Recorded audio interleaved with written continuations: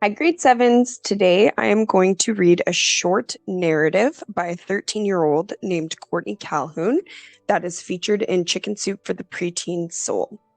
It is called The Teacher Who Cared.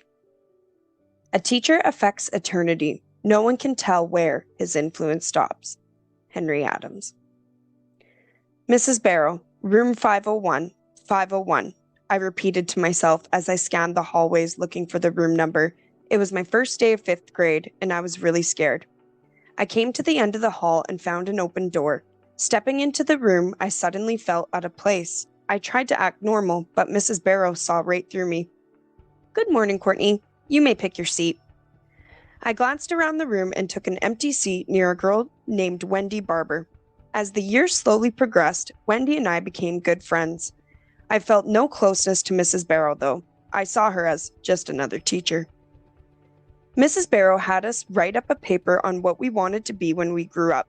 Some kids asked why.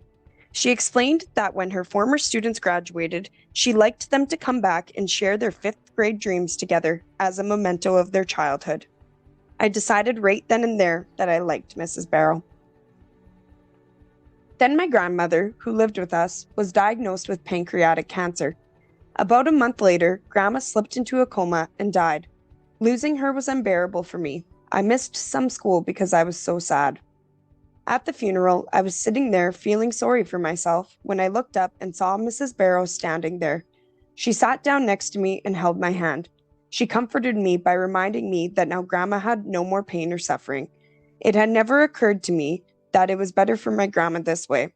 All I thought about was how sad it was for me. After the funeral, we went to my aunt's house to see the flowers that had been sent. My mum handed me a pretty ivy plant in a pink pot.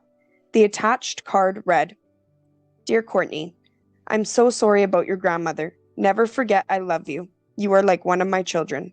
With love, Mrs. Barrow.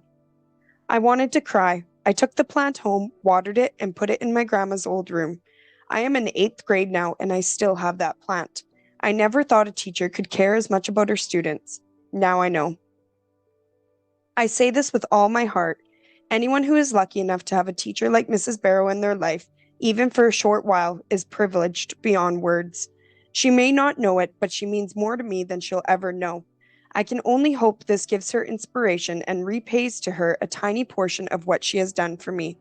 To Mrs. Barrow, I love you very much. You're much more than a teacher. You are like a mother to me. By Courtni Calhoun, 13.